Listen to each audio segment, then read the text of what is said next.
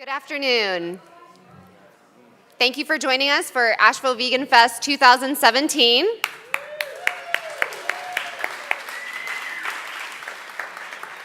This event is put on by and benefits Brother Wolf Animal Sanctuary. It is made possible by our generous sponsors, including A Well-Fed World, Hilton Garden Inn, Health Aid Kombucha, Griffin Web Design, Veg Fund, Whole Foods Market, Divine Resonance Health and Research Center, Sanctuary Brewing, O. Henry's, Dog Tag Art, Highland Brewing, Paramount Transportation Systems, and Gaia Herbs. Asheville VeganFest is a celebration of Brother Wolf's commitment of uncompromised compassion for all living beings.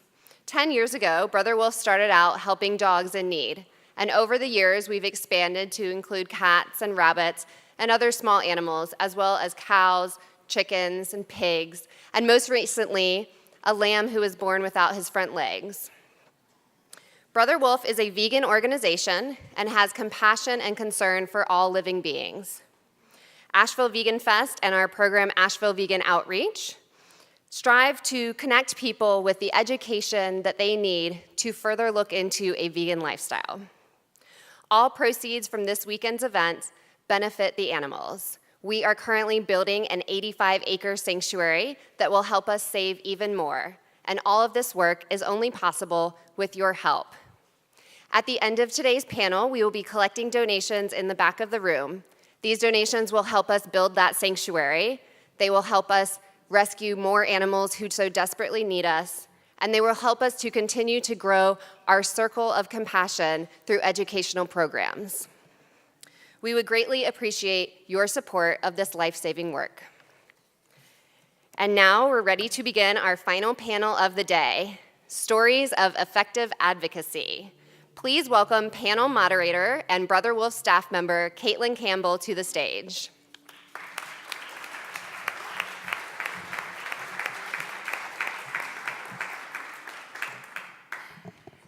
Thanks everyone for being here tonight. You're in for a treat. In just a few moments, we'll be hearing from several innovative and influential activists in the animal rights and social justice arenas. The folks before you have each cultivated their own approaches to the same end goal, to spread justice and peace and to precipitate the complete destruction of systemic oppression.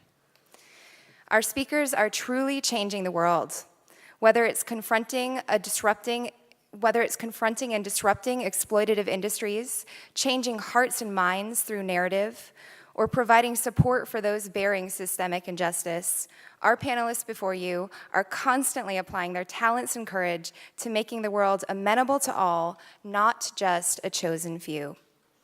Each of our speakers this evening possess a fierce commitment to the principles of equality and justice, and ingenuity shines through in their actions, in the campaigns they lead, in the books they write, and in the communities they help to transform and to heal. Our speakers have vastly different ways of engaging the world, yet there is a common theme in the work that each of them do. Each of the people before you have skillfully and creatively found ways to invite others to challenge their own belief systems. This panel is called Stories of Effective Advocacy, and we will hear from those on the front line. These folks are challenging societal norms about the ways most people view non-human animals, deconstructing commonly held beliefs, confronting the animal industries themselves, and amplifying messages of peace, justice, love, and freedom. It is our hope that by learning more about the measurable impact these individuals have made, we will all be better activists for the animals, for people, and toward a peaceful future. Our speakers tonight will be Eugene Cooke of Grow Where You Are, Dr. Casey Taft of Vegan Publishers, Ashley Capps of Free From Harm and A Well-Fed World, and Wayne Hsiung of Direct Action Everywhere. We'll hear from each of our speakers for 15 to 20 minutes, and then we'll move on to a question and answer panel discussion. So we'll first welcome Eugene Cooke. Eugene is an urban agriculture expert and the co-founder of Grow Where You Are, an Atlanta-based nonprofit developing local veganic food systems. Grow Where You Are is a social enterprise collective dedicated to increasing ecological sustainability, advancing food justice, and teaching the skills necessary to grow and prepare health-giving foods in underserved communities. Let's give a warm welcome to Eugene.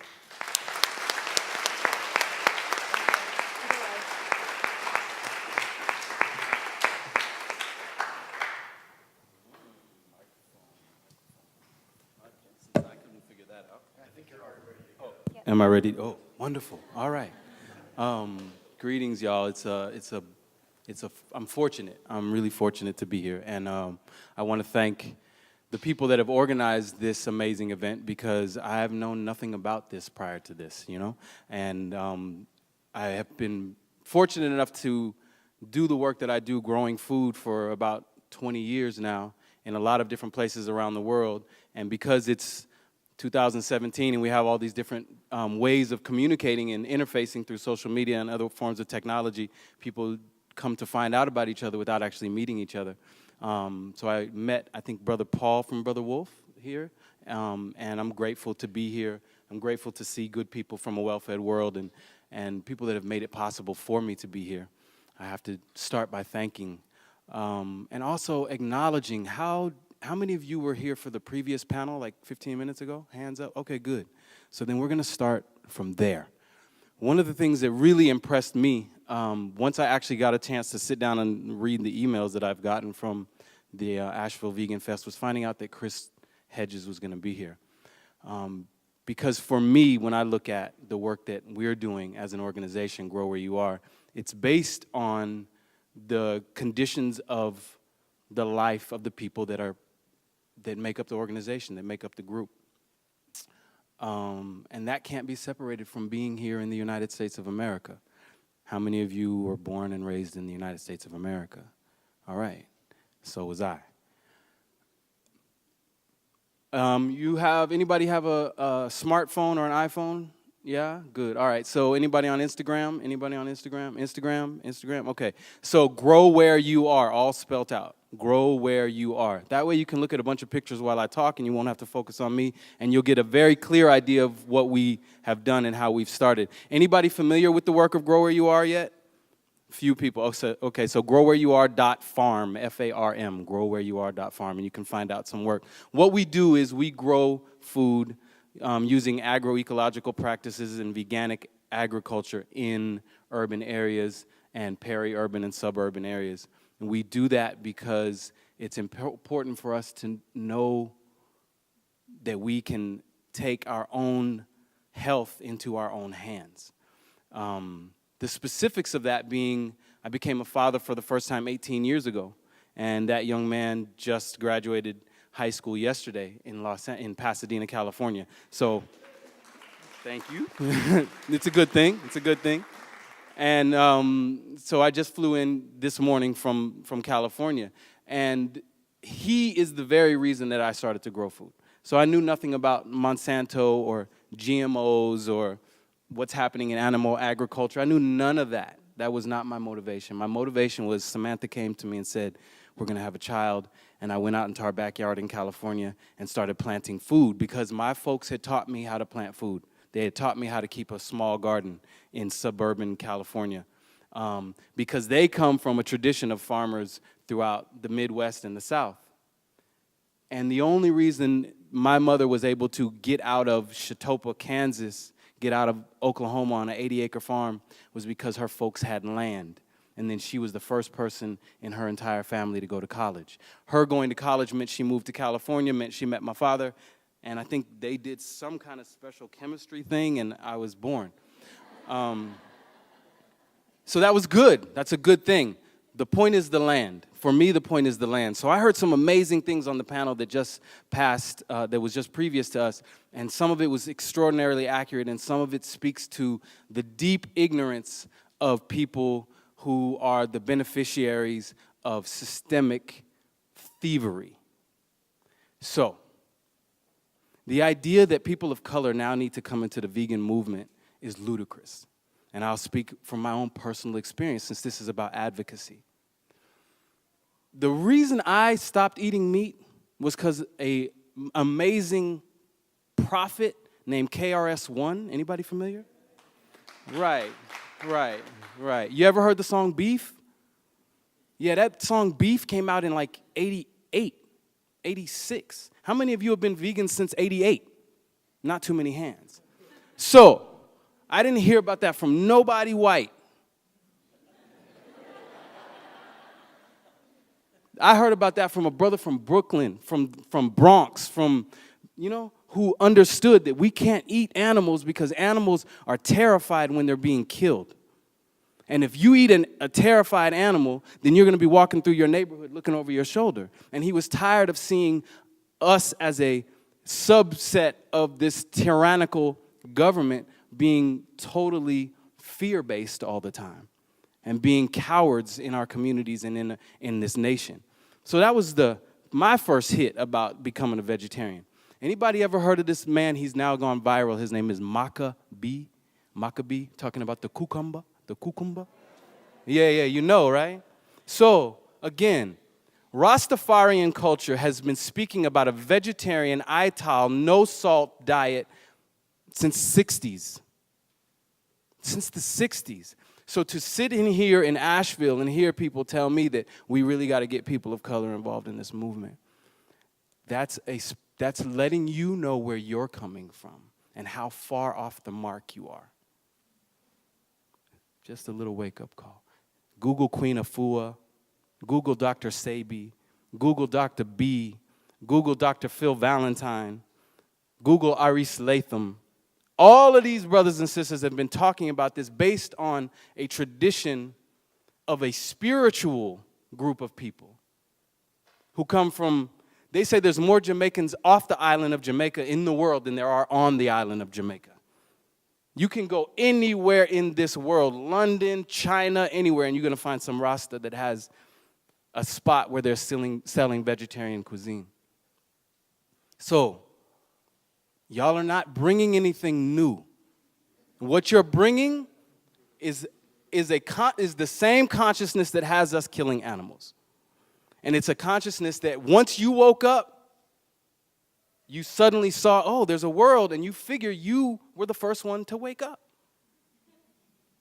Because the voices that have been saying this since the 60s, the 70s, and the 80s, all through hip-hop, all through everything, were not voices that you wanted to listen to. And so to assume that people in your family and in your communities are going to want to hear your voice, I suggest that you learn how to rhyme and make really good beats.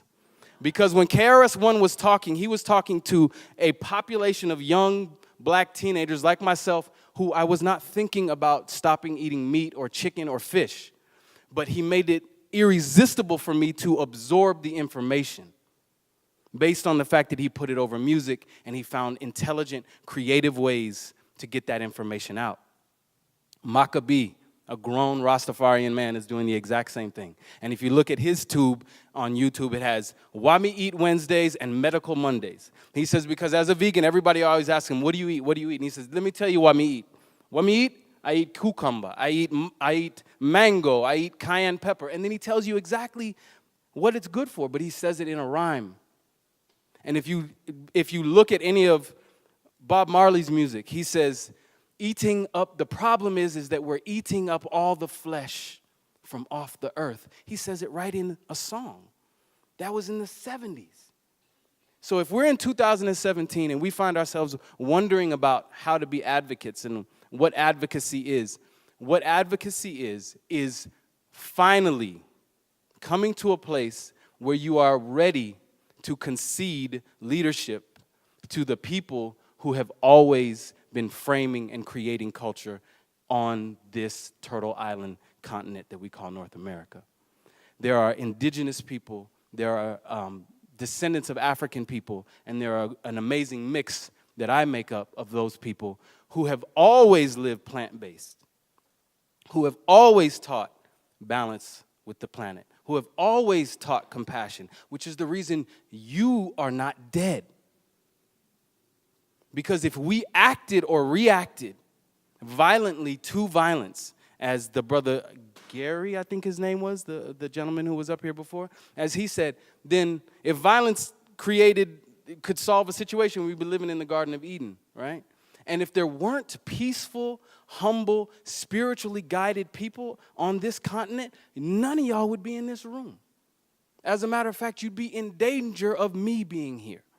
Because I'm in a room full of what I could very easily look at as my generational enemies and their children. And I could have planned and plotted anything to happen. Vice versa.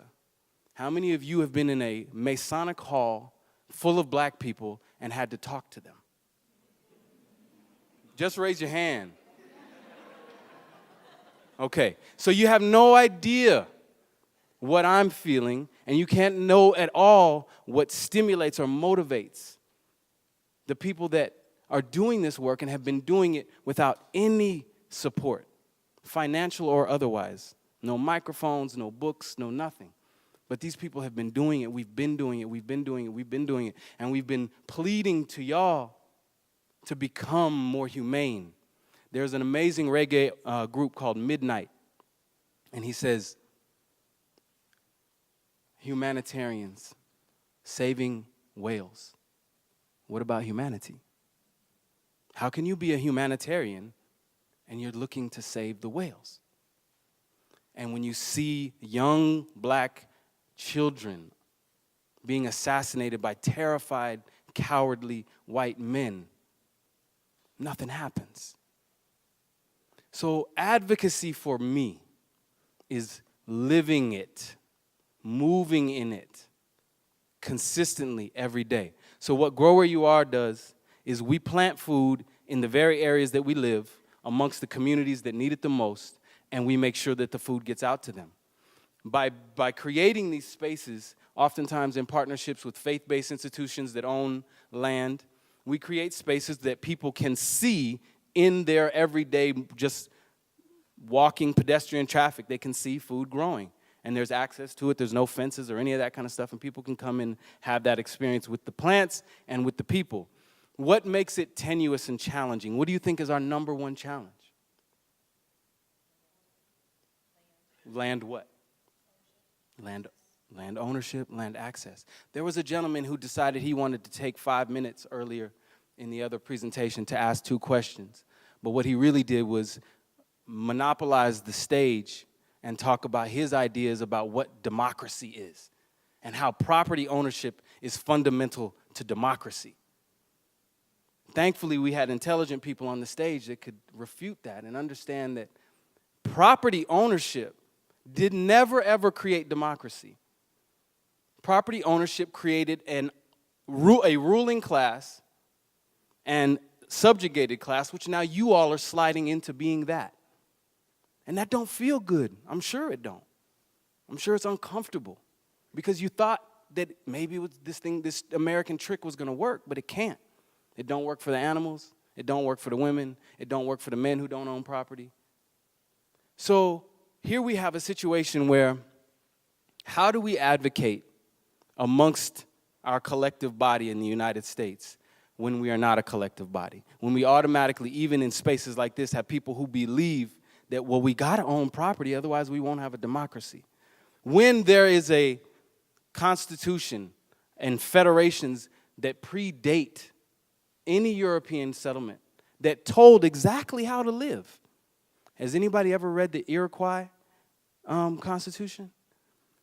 Yeah, well, it says, number 1, the only people who are supposed to put people into power and take them out are the women. The chiefs are selected by the women and disposed of by the women. The only other male that can vote on a chief is the seating chief.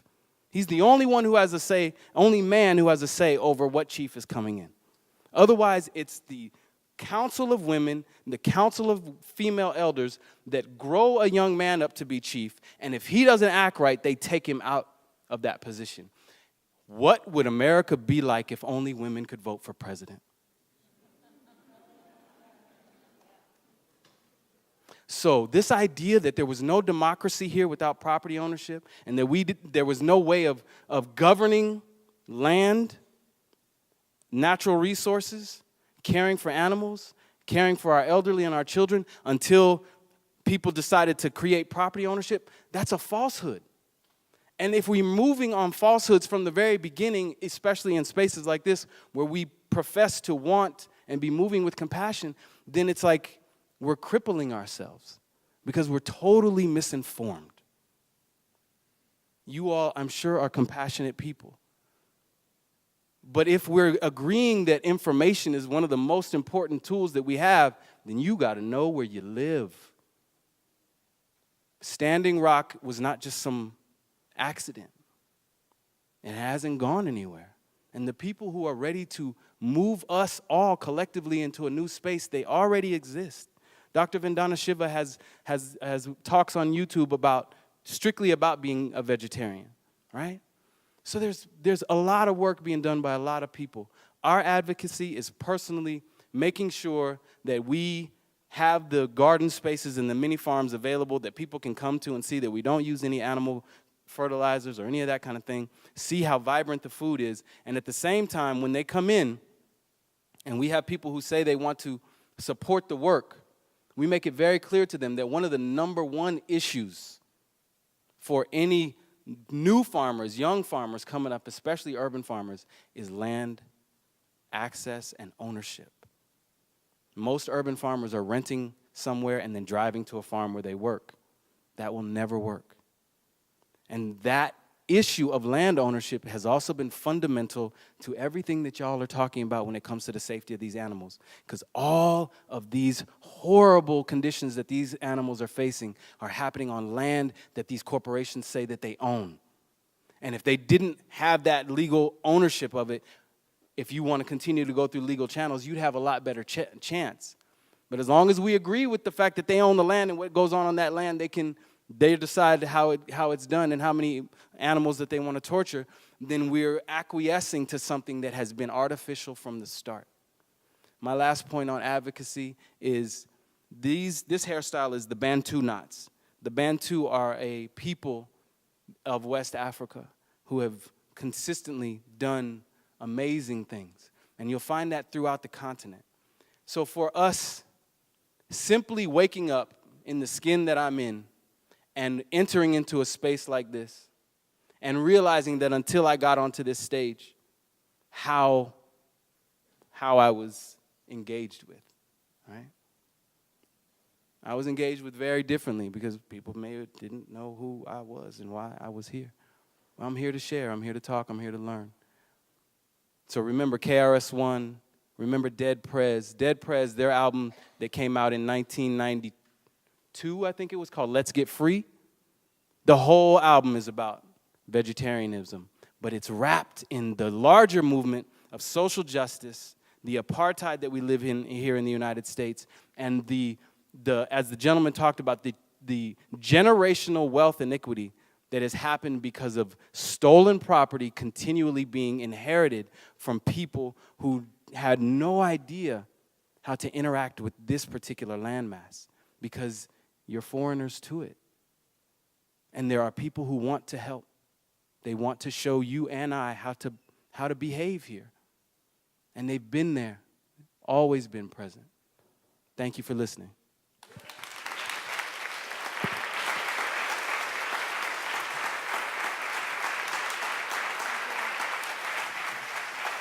Thank you so much, Eugene.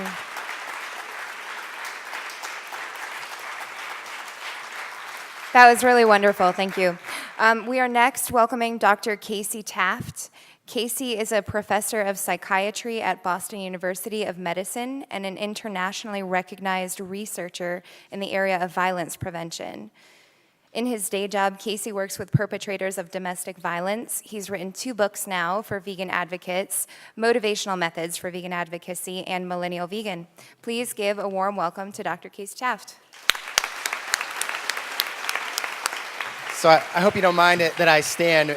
Maybe I'm going through a midlife crisis or something, but I'm just not ready to pontificate from a chair for 20 minutes, just yet. I'm not holding this phone because of a midlife crisis, so I'm not texting as I talk. This is normally I'm going to give a variant of a longer talk that I usually give by PowerPoint, so I kind of have this as a guide here. So yes, I'm a clinical psychologist. I work in the area of domestic violence prevention. So for the past 15 to 20 years or so, I've been thinking about how can we end needless violence, and how can we work with people who really don't want to change and help them decide that it's time to end their violence. So for me, it became pretty clear, doing this anti-violence work for so long, and it became clear to me that what I had to offer the animal advocacy community was to try to bring what I knew from helping people change violent behavior, helping people end their violence. I could take what I've learned from psychology and bring it into the animal advocacy realm. So that's what I've tried to do over the last couple of years, writing a couple of books on this. Because really, it's interesting, but the rules of behavior change are pretty invariant regardless of the problem we're talking about. When we're trying to end violence, for the most part, the rules of change are the same. For example, whether I'm trying to help somebody end their violence, whether I'm working with them to end their violence or helping somebody go vegan, it's really important that we establish really clear goals and what it is that we are trying to accomplish. So when I'm working with a perpetrator of violence, the goal we need to set is the goal to end violence or to remain nonviolent. And when I'm working with somebody or communicating with somebody about veganism, my goal is to help them go vegan and to set that goal to go vegan so they can kind of opt out, to the greatest degree possible of directly doing harm to non-human animals. Whether I'm talking to a domestic abuser, whether I'm talking to a non-vegan, it's really important how I communicate with that person. I have to consider our relationship, because if folks kind of like us and they kind of connect with us and they bond with us, they're going to be a lot more likely to come along with us when we're trying to help them change in any particular direction. And we also have to consider motivational factors. And of course, regardless of the problem, different people are at different kind of stages of change. And there's a whole model in clinical psychology, the stages of change model, that talks about this, that where, for any particular problem behavior, people may be at all different levels of change. They may be in what's called the pre-contemplation stage, where they're not even considering changing at all, then the contemplation stage, where they are starting to consider it, then maybe they've made the decision to change and they're in the preparation stage, and then the last stage is action, where they made the decision to change and they're working on it. And how we approach that person, how we work with that person, is maybe totally different. If they're not at all thinking about changing, we may have to kind of deal with, basic myths about our animal use. What are some examples of that? What are some myths of animal use? What are some myths about veganism? Just shout them out. Yeah, right. We don't get enough protein. Too expensive.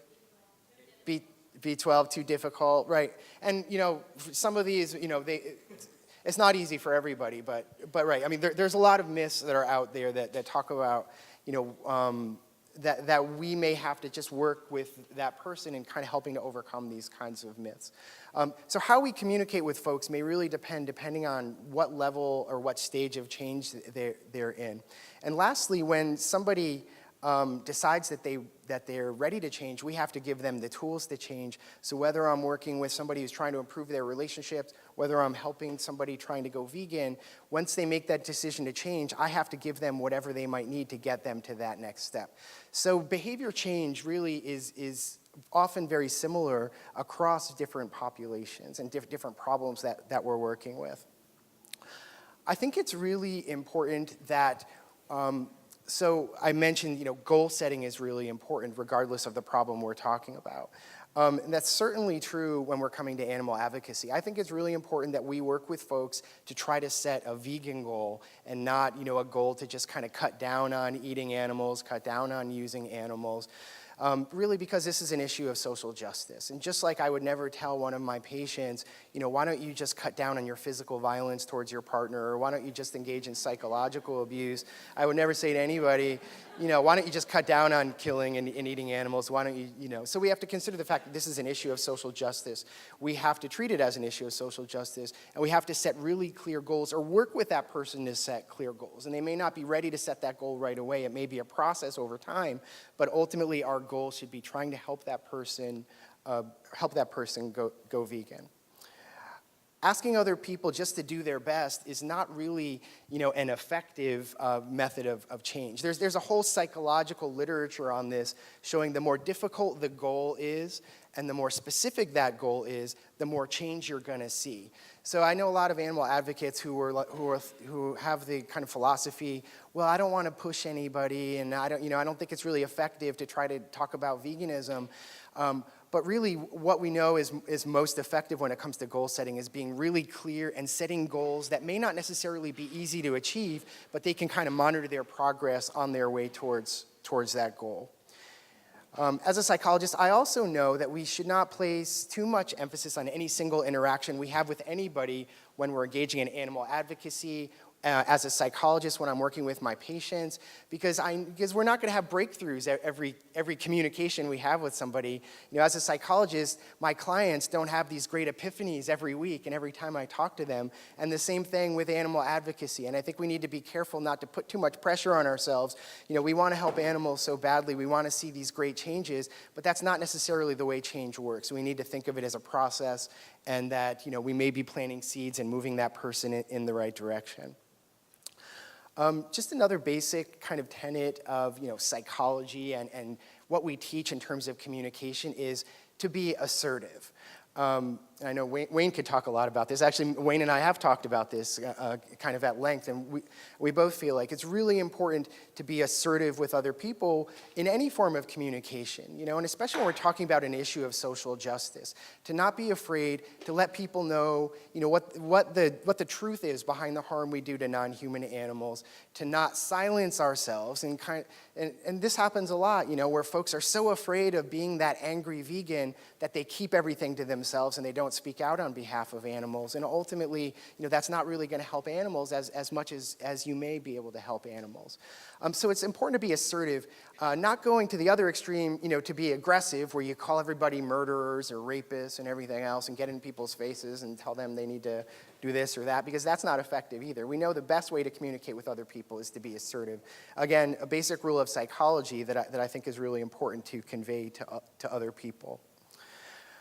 I also think it's really important to consider the role of trauma.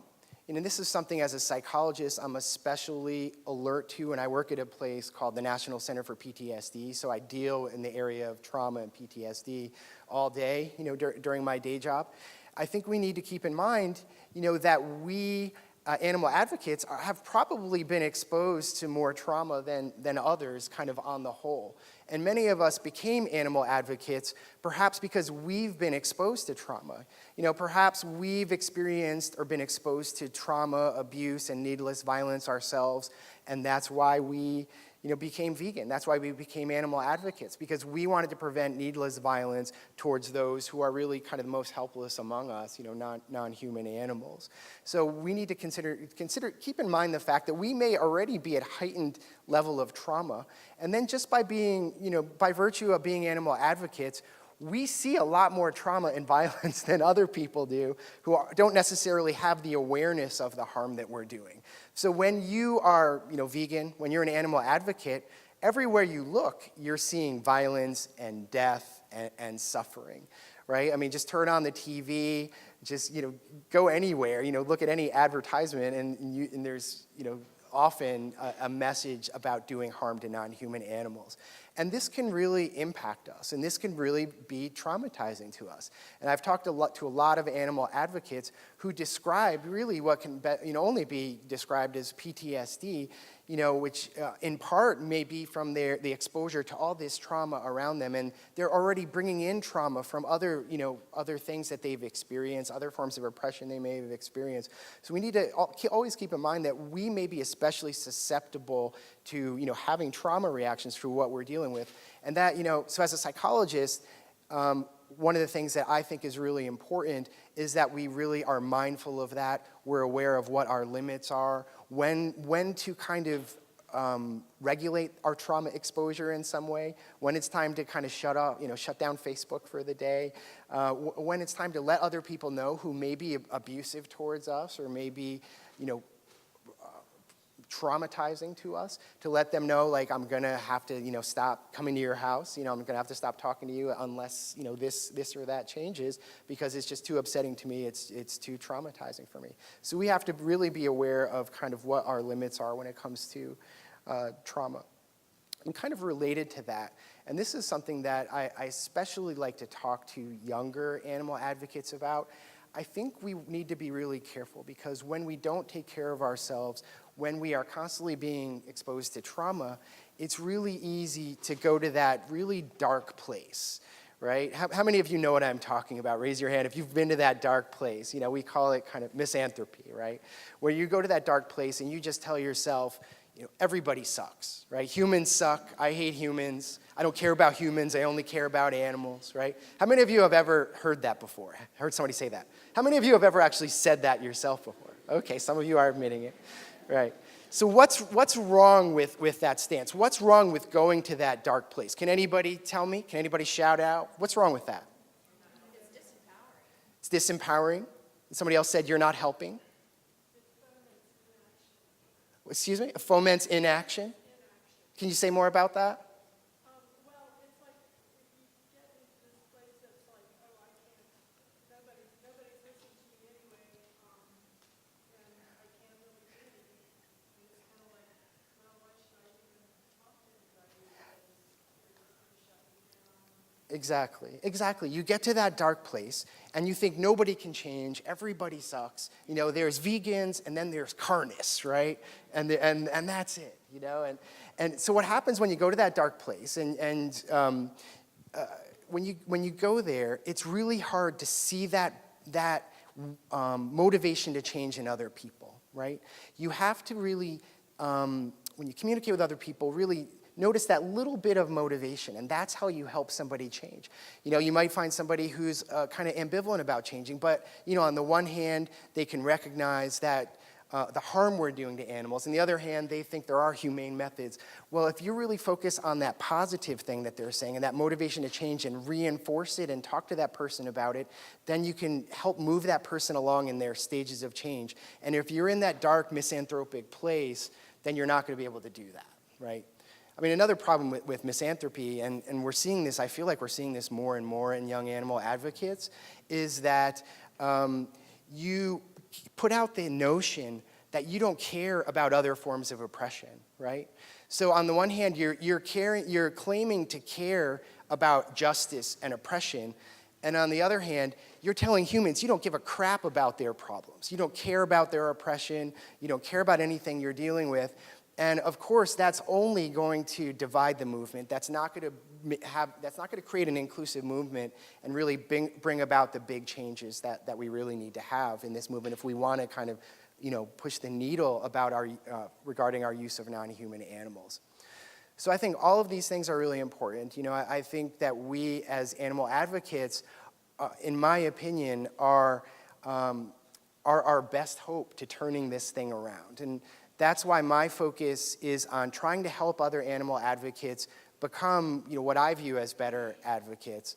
And, by using basic principles of psychology to help people change. There's so much out there that, entire literatures, research literatures, clinical literatures, that when I kind of looked into this, that had never really been brought into the fold in animal advocacy. Like, we have a pretty good idea of how we can motivate people to change. We have a pretty good idea of how we can set goals.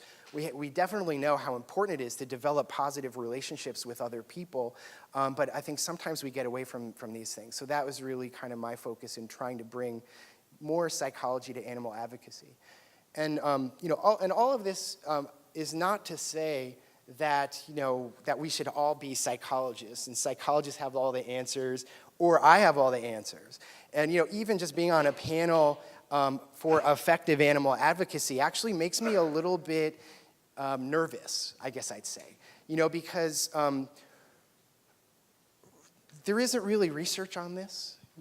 And what I'm talking about is, there is this kind of new thing called, effective animal advocacy, where for the most part, you have a lot of people who talk like researchers, and they talk about effectiveness a lot, and they claim, this approach is more effective than this, but they haven't done clinical trials to really look at any of this, and so we don't really know. So I'm really just saying this just so I'm not coming across like I feel like I have all the answers and this is what we all might do, right? We all must do, like do what I say, and we should all be psychologists. I think we all should be striving to learn more.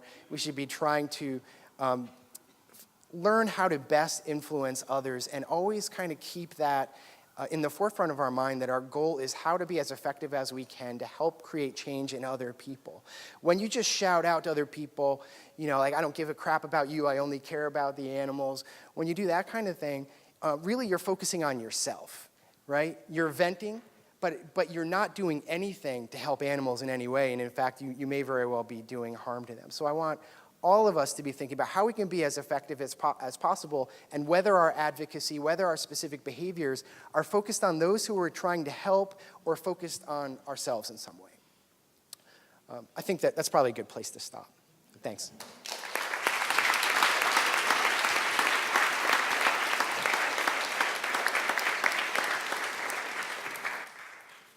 Thank you, Casey.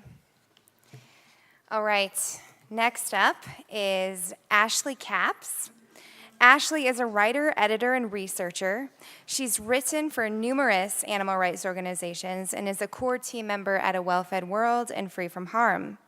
In 2016, Ashley founded Mothers Against Dairy, a worldwide campaign elevating the anti-dairy perspectives of vegan mothers.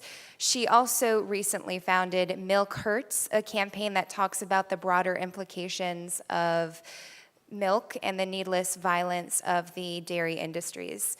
Please welcome Ashley Capps.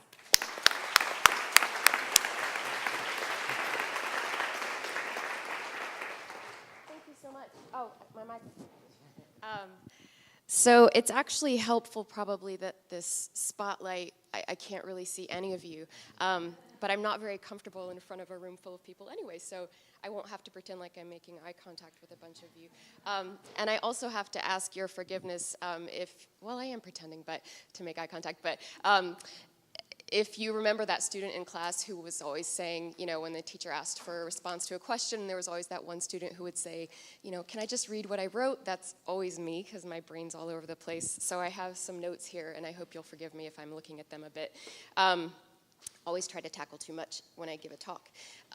So I would actually like to just start with a quote that means a lot to me from a writer and speaker and teacher named Will Tuttle, because I think one thing about advocacy that's really important to me, vegan advocacy, is clarity of message and always trying to help people get at the core of what's wrong, though, what's really wrong at the core of, using animals. And so I'm just gonna start with this quote that I think is really clarifying. And he says, "Harboring the idea of owning another living being is in itself an act of violence. And our outer violence toward non-human animals, which is so devastating to us all, springs from this idea. The vegan idea of compassion for all life has at its core this same idea that we are never owners of others. We can be their guardians, companions, friends, protectors, admirers, and appreciators, and this blesses us far more than we might think.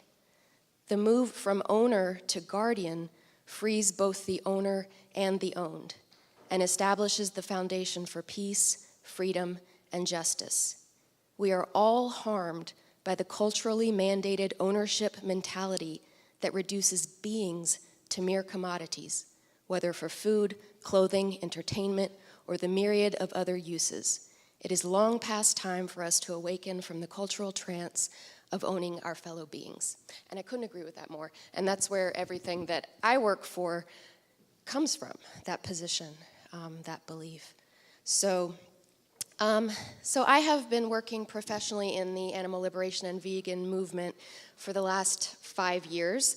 I spent most of my adult life before that in academia and sort of the literary world. I'm a poet, and I structured most of my life, my adult life, around just finding ways to work on poems.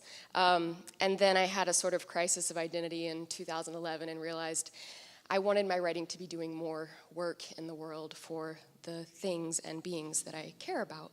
And so here I am. And I do believe that poetry still informs my work and my writing for animals. For me, poetry has always been about finding the exact right word to say a thing in the best and most powerful way, and that's still what I want to do for animals and what I'm trying to do. Poetry for me has also always been about a quality of attention in the world, an act of mindfulness and close attention, and thus about empathy, which I think results from those things, a habit or a practice of closer looking, which is actually all that veganism is for me as well.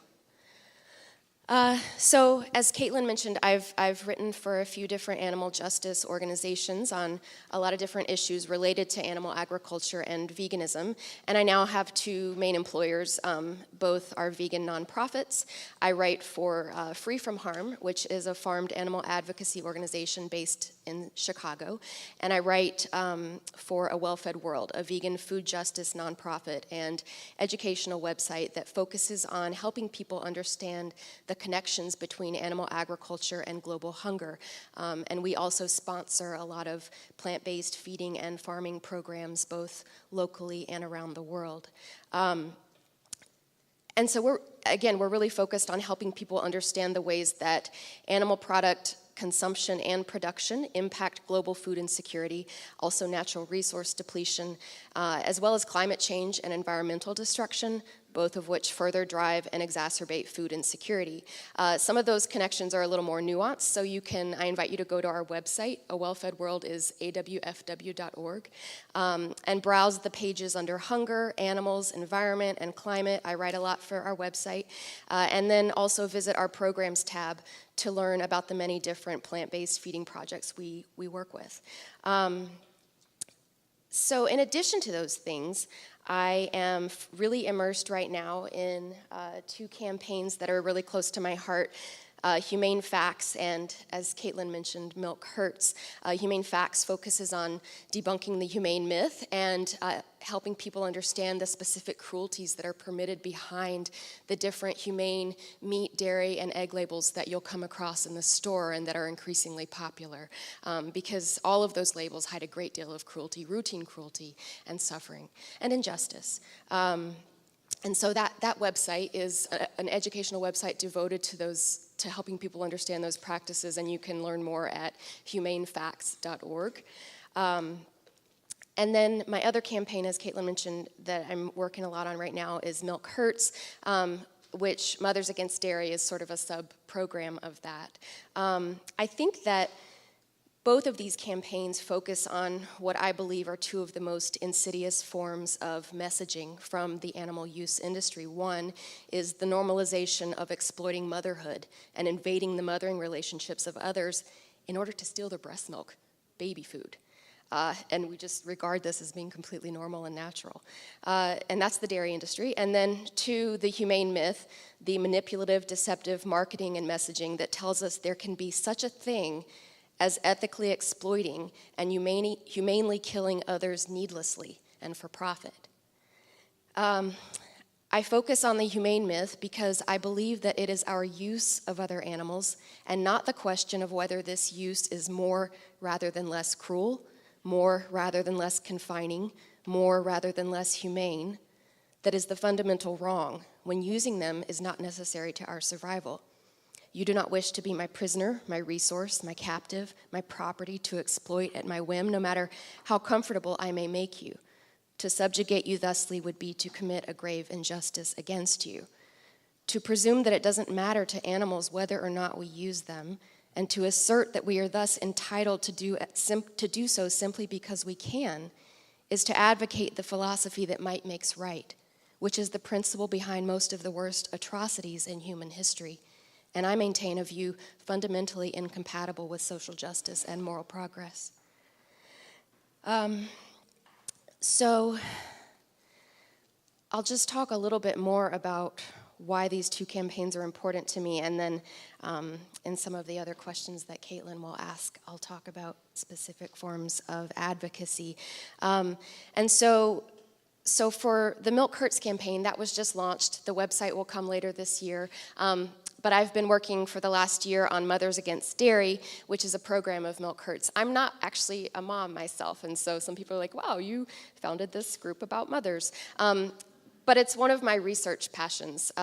It's, I find all animal exploitation really upsetting and offensive, but I feel especially passionate about the dairy industry and, as I said, the humane myth. So as someone who researches the dairy industry extensively, I have observed over the last few years a really distressing surge in pro-dairy messaging from an increasingly visible and vocal sector of animal agriculture, which is female dairy farmers, being spotlighted, many, if not most of whom, are also themselves mothers. I believe that this growing trend is no coincidence. In a climate of increased criticism of dairy farming practices, which we're seeing a lot of, I know it represents a strategic industry shift to put more female faces on dairy farming and to reframe the industry as a maternal and nurturing one. You will especially see with a lot of these, and if you go to our website, mothersagainstdairy.org, I talk about this. Sorry if you didn't hear all of that, mothersagainstdairy.org.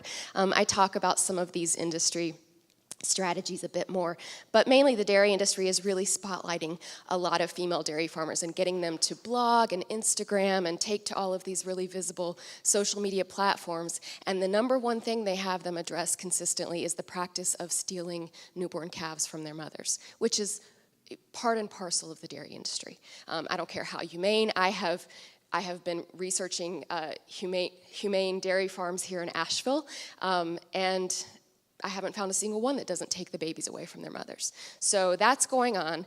And so they're reaching out to these mothers in dairy. There's actually a whole network called Dairy Mothers, and asking them to speak about this practice. And so they will all say, oh, well, we're doing them a favor. It's better for the calves if we take care of them and give them individual attention. It's really insidious and offensive. And so I focus on that. I am fortunately frequently privy to messages from mothers relating how the process of becoming a mother led them to see the dairy industry for what it truly is, an assault on motherhood and bodily sovereignty. The insights that these mothers relate articulate a uniquely powerful perspective, and I think a much-needed counter-narrative that I believe deserves a larger audience. I think it's a powerful tool and pushback against this messaging from the dairy industry. And so on Mother's Day of 2016, I launched Mothers Against Dairy, not needing to be a mother myself, but just a facilitator. I solicit and collect poignant anti-dairy reflections from vegan mothers, relating how the process of becoming a mother helped reinforce for them the injustice of dairy farming. I really do think that if you were to ask people point blank, is motherhood a thing that we should feel okay about exploiting? Most people would say no. Motherhood should never be a thing we exploit. We should cringe at the very thought. And I really think we all know this to be true at some fundamental level, but we've been so massively brainwashed around dairy that most people don't even think about motherhood when they think about cow's milk. They think cows eat grass. Cows turn grass into milk for humans. I went vegetarian at 12, but I was 25 before it occurred to me that that was what was going on. So my goal with Mothers Against Dairy is to help people understand, first of all, milk and dairy products are in fact mother's milk. Mother's milk is baby food across all species, and cow's milk is for baby cows, just as goat's milk is for baby goats, sheep's milk is for baby sheep, etc.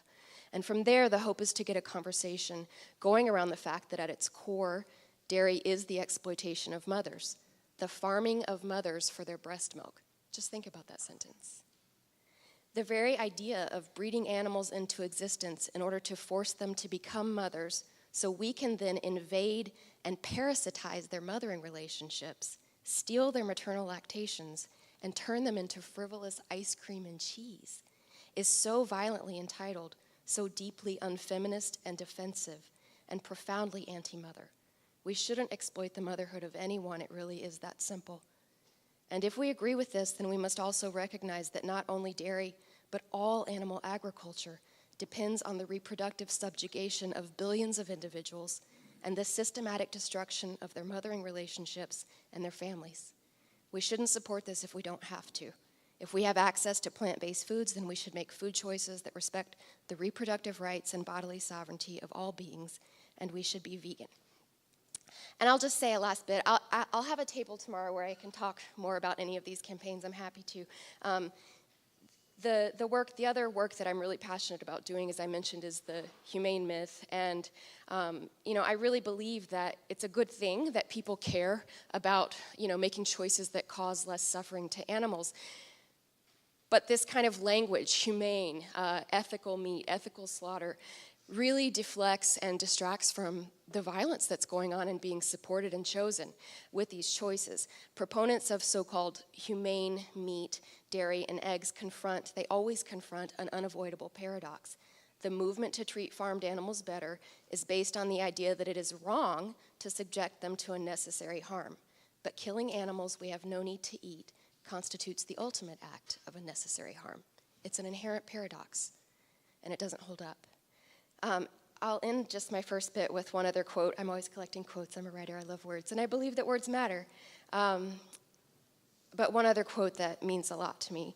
It's by a writer named Linda Clarke, and she says, "When we use other individuals, they have not a thing to call their own, not their bodies, not their children, not even their very lives, nothing. Reduced to commodities and resources, every moment of their existence is governed by human economics of the service that can be taken from them.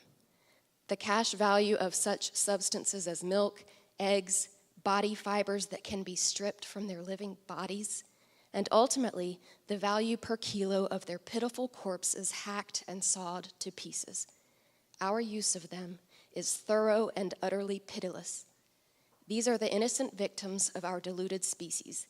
They do not live as we know and value the word. They endure an existence. They are powerless, brought into the world by violation on an industrial scale for the sole purpose of gratifying human indulgence. It doesn't have to be this way. We can thrive without causing this devastating harm. Start today. Be vegan." That's Linda Clarke. Thank you.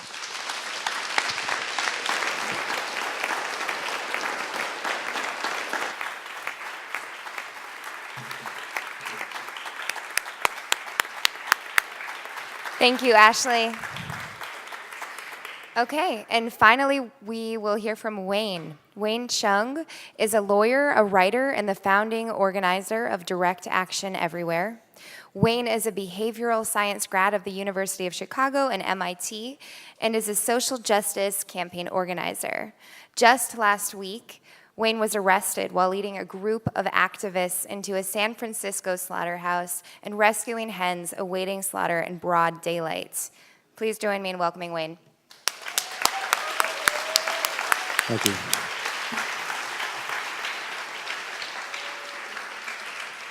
So I'm the last speaker on a long day, so I'm going to try and keep things interesting with some stories, anecdotes. But I'd really encourage any of you, if you want some more conceptual insight, to come and chat with me afterwards, because I have a lot of thoughts about strategy as well.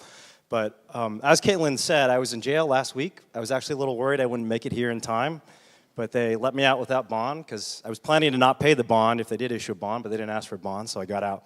And I've made this into a little bit of an annual tradition at the Asheville VeganFest, because last year I was also in jail right before Asheville VeganFest, but I didn't actually even tell anyone because it was still confidential. I was in a Chinese jail. And I'll say a little bit more about the slaughterhouse action tomorrow. Today, I'm going to talk a little bit about my experiences in China, because they've really shaken me to the core, and they've taught me some really important lessons that I want to share with all of you. But really the story of me and China and animals goes back much farther than just last year when we went to Yiling, China and rescued some dogs. I have been embedded in the Chinese and Buddhist community my entire life. My family has, I think, an over 1,000-year history of Buddhism and compassion for animals. We lost our way in the 1950s as a result of a civil war that split my family apart. So in 1949, my family was on the wrong side of a civil war. Half of us got evicted, the other half got sent to camps. And in 1989, 40 years after we were kicked out of the country, we went back for the first time. I went back with my grandfather, who's a hard, angry man, who was a general in the Taiwanese army. I never even saw him smile. He never expressed any affection to me or any of the other family members in my life.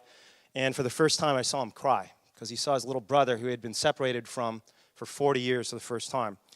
But what should have been a really triumphant and amazing, powerful, hopeful experience for all of us going back to our home country after 40 years of being ostracized and removed was a traumatic one. And the reason was I saw what was happening to animals up close for the first time in my life. So in China, unlike in the United States, we do not hide the slaughter of animals behind closed doors. We don't have big industrial slaughterhouses, although that's changing because of companies like Smithfield. We don't have big CAFOs where animals are raised by the thousands. Up until the 1980s and 1990s, 95% of the pigs in China were raised in farms where there are 5 or fewer pigs. And these pigs are slaughtered not in big camps and factories thousands of miles or hundreds of miles from urban centers. They're slaughtered right in the market for you to see. And as a 9-year-old kid who had faced a lot of racism and isolation in central Indiana growing up after we emigrated to the United States, my dog is my best friend in the world.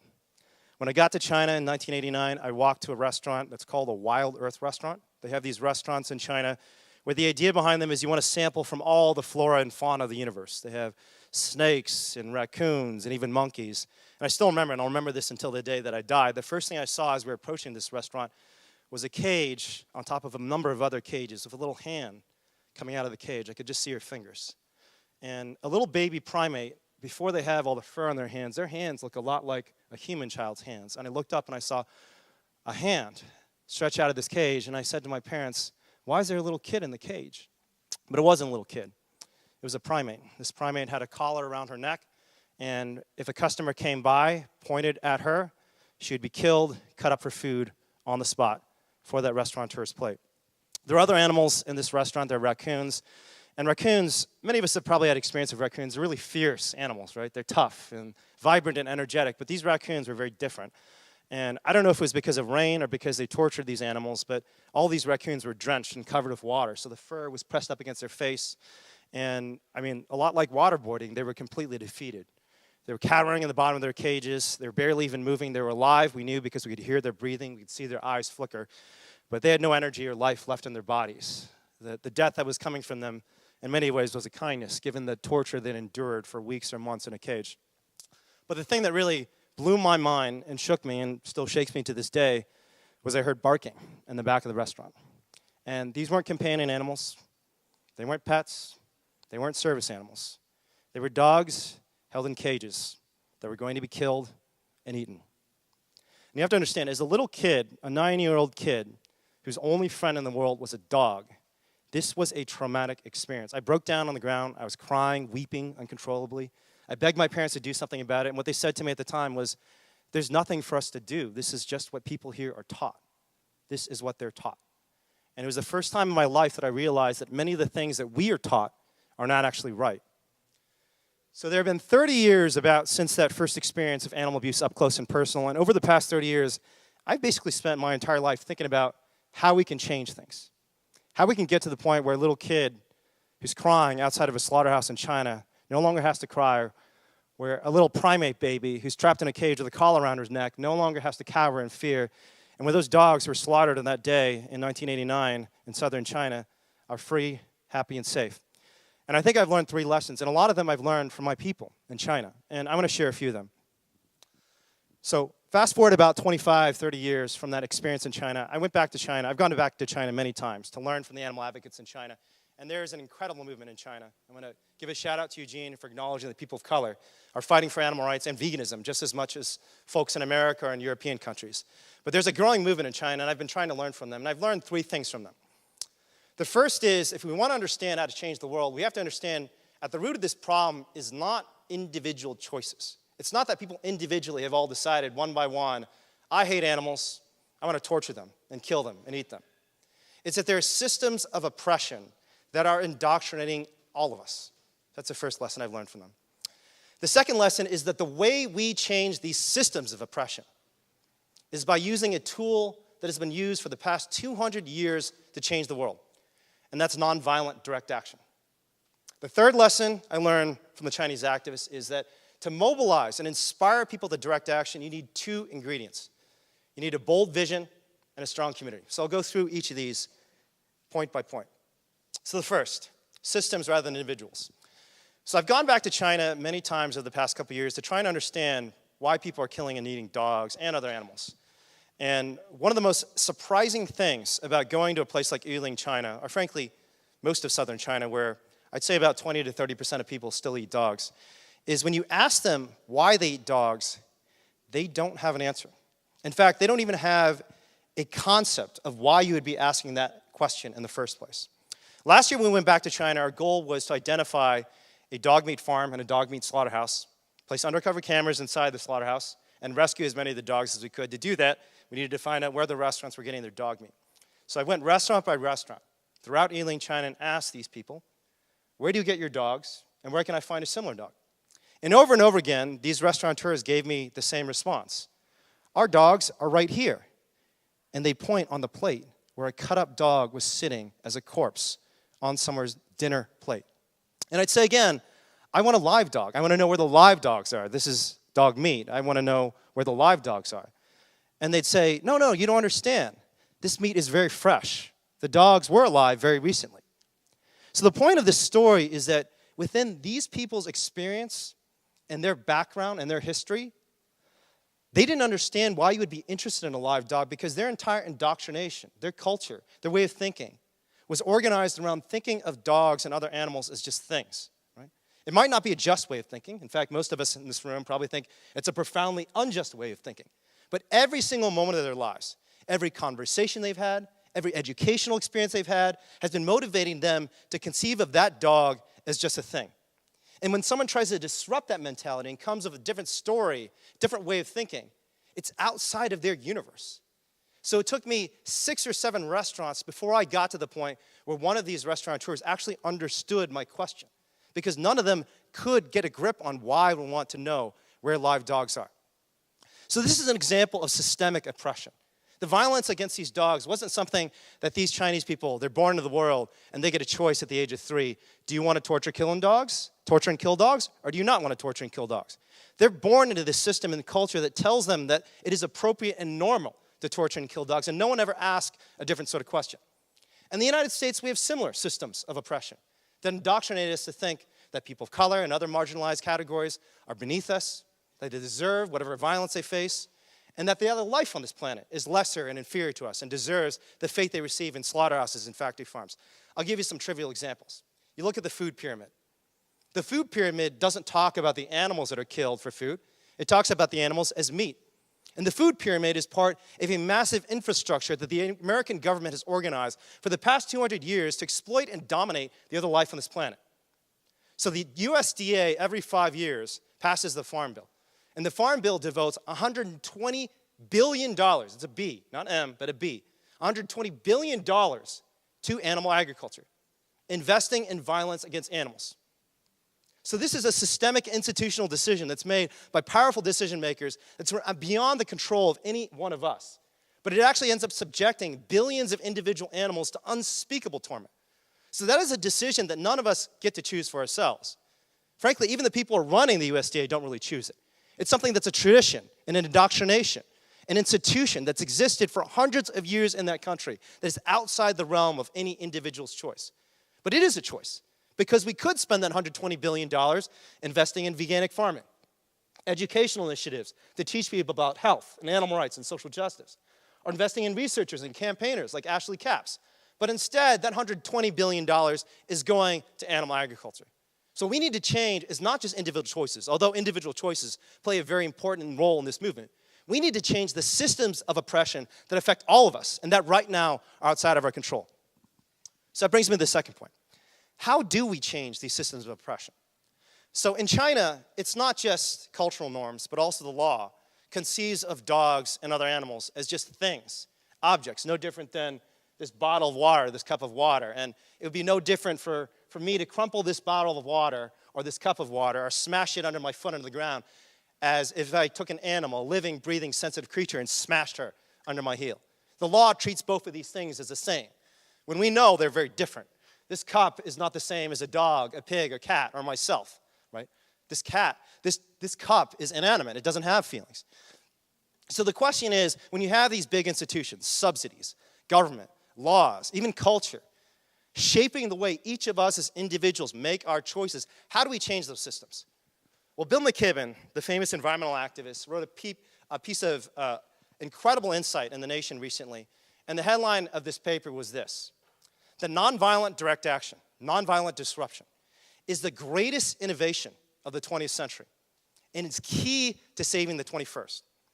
And what I want to suggest, and what I learned in China, is that if we want to change the system, not just individual decisions, but the system as a whole, we need to learn the power of nonviolent direct action, of disruption, confrontation, and civil disobedience against a system that has gone completely mad. When you read about what's happening in China, Chinese activists are not going one by one to individual dog meat vendors or dog meat consumers to try and convince them to stop eating dog meat. There is some of that. But the big, powerful initiatives are directed at the government and other powerful decision makers who are controlling not just one dog here or two dog here, but 20 million dogs being tortured and killed across the entire country. And the way they've done this is with powerful marches, disruptions, civil disobedience, dramatic media campaigns where activists have rushed out to the streets, blocked slaughterhouse trucks on the way to the slaughterhouse, grabbed all the dogs and run off and taken them to sanctuary. These powerful actions have created dramatic stories, and this is the first and most important attribute of nonviolent direct action, that it inspires people to action through powerful storytelling. Think about the great social justice movements of the past 200 years. The independence movement in India, the civil rights movement, the gay rights movement. When we think back to these stories of social change, of these effective movements from history, we don't think about just changing individuals one by one. We think about confrontations between brave activists against a powerful institution or system that's trying to subject victims to violence. That is the story we need to start telling in the animal rights movement. It is a story that Chinese activists have started to tell, and it led to a successful end to dog meat being served at the Yiling Dog Meat Festival this year for the first time. So before you cheer too much, dog meat is still being served in Yiling. It's still being sold in China. But we are on a path to changing the entire government, the political structure, the political DNA of the entire nation, because these activists have been powerful and dramatic in confronting a system of oppression. But it takes more and more activists engaged in training, community building, education, legal support, to get to the point where we have hundreds or thousands of activists bravely willing to stand up to that system of oppression and asking ordinary people, not attacking them and saying they're bad people for making a choice they never really made, but standing up against a system and institution that frankly victimizes them as much as it victimizes the animals. So that brings me to the third point. How do we get to that point? How do we get to the point where we have a mass movement like in China, where we have hundreds or thousands of people confronting systems of oppression, running right into slaughterhouses, running into government institutions, and nonviolently saying, enough is enough. We just have to stop this violence now. And again, we can look through history and social science to get the answer to this question. And the answer is two things. One is we have to have a bold vision, right? And this is very much in line with what Casey and Ashley have been saying. We have to have a clear, bold vision. And the reason for this is if you're going to inspire people to risk their lives, their freedom, their families, their careers for a cause, you better have something great to offer, right? You have to have a bold vision of the world that is dramatic enough and beautiful enough that people are willing to fight for it. So dog meat campaigners didn't go to the government and say, well, do you think you could electrocute them instead of beating them to death? Or, you know, those transport trucks, they're really confined. Can you put 3 dogs in a cage instead of 4? They said, we need to end dog meat now. This is an atrocity. This is humankind's best friend that we are brutalizing, and we are going to stop it. And when they made that demand of the government, when they made that demand to the world, they rallied thousands of activists all over the country. And the biggest marches against dog meat in Beijing, China, they had over 100,000 people. How many times have we had 100,000 people marching for veganism and animal rights? And the reason we haven't is we have been afraid of our own vision. We think it's scary, it's too radical, it's too dramatic to imagine a world where every single slaughterhouse in this country is shut down or replaced by a sanctuary, where every single farm in this country isn't operating with violence and corporate greed and profit, but operating the way Eugene's farms operate, veganic, social justice farming that's controlled by the people for the people. We need to have that vision of the world if we're going to mobilize 100,000 people for animal rights. But the second thing we need, and it's just as important as the bold vision, is we need to understand the importance of community support, of seeing friendships, of potlucks, of all the things that we do together as vegans day to day in our personal lives to make ourselves happier and safer people as instrumental to the growth of that movement, right? Instead of making a clean distinction between frontline activism and support work, we understand that the frontline activism is only possible with the support work behind the scenes. I'll give you a trivial example of this. When we went to China, we rescued 3 dogs. We put cameras inside of slaughterhouses. It was on national television last year. But I got thrown in jail. I was interrogated for almost 20 hours nonstop.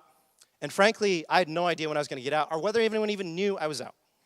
But I'm here today because DXC had an incredible support network of lawyers, of press operatives, of just good people willing to tweet on Facebook and write on Facebook and tweet on Twitter about what was happening to us in China. If we didn't have that support from thousands of people around the country and around the world, I might very well still be in jail in China today.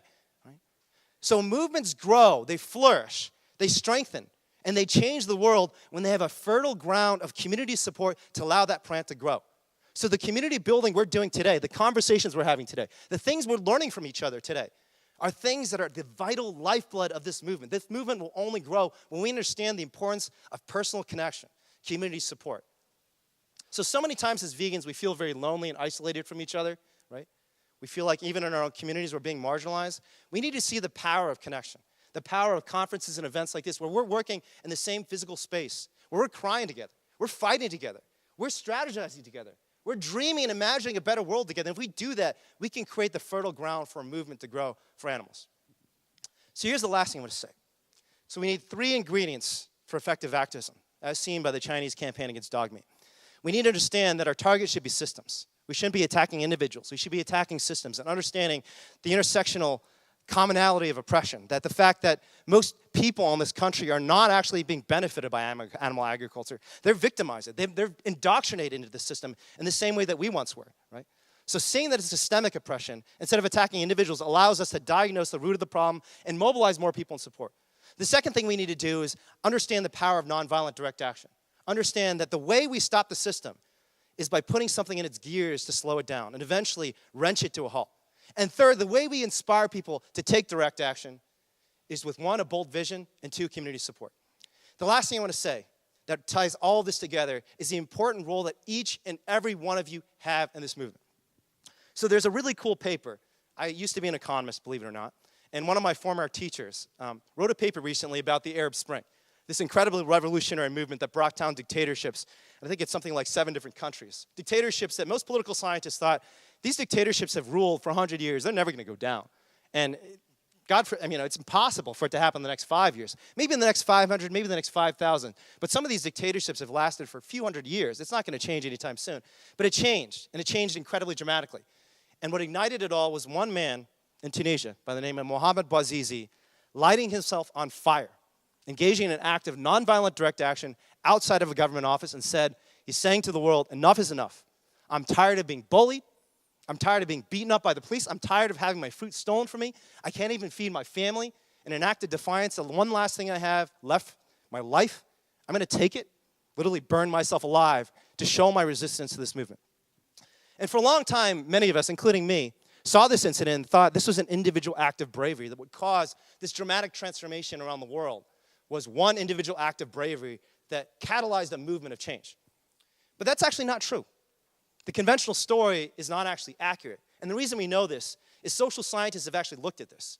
And 2 independent studies at Oxford and Stanford have found when you actually look at the protest activity that mobilized across the world, not just in Tunisia, but in Egypt and Turkey, even in countries like Saudi Arabia, which still unfortunately have dictatorships but are changing as well, it didn't happen because one person burned themselves alive.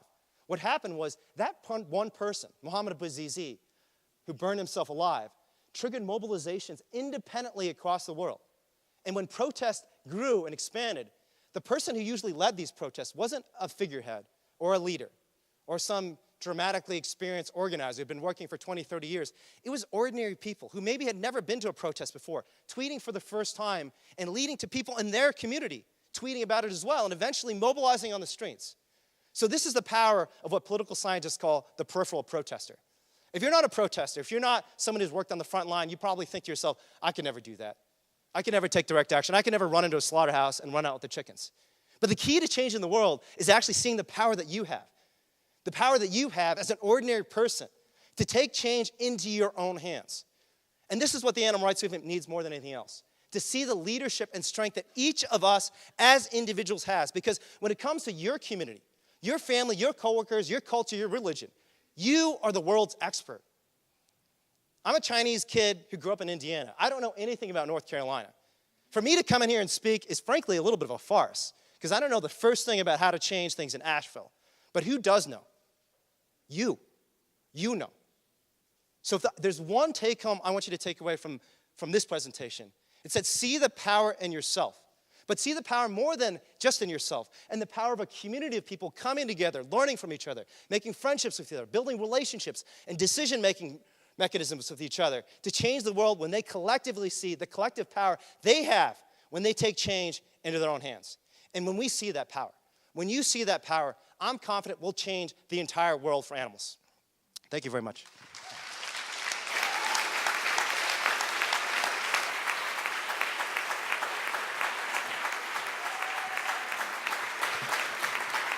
Yeah, we have some heroes on stage here today. Let's give them a hand.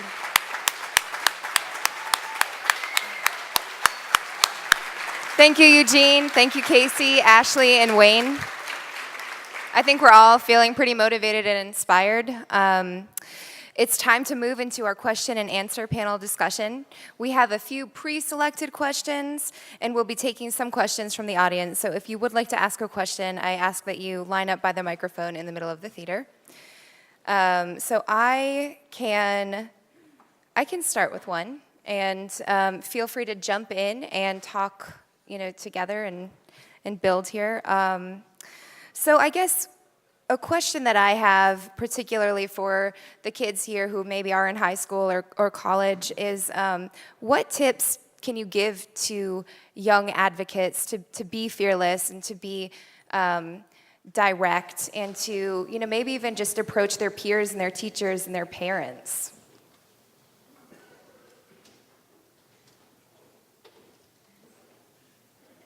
I can say one.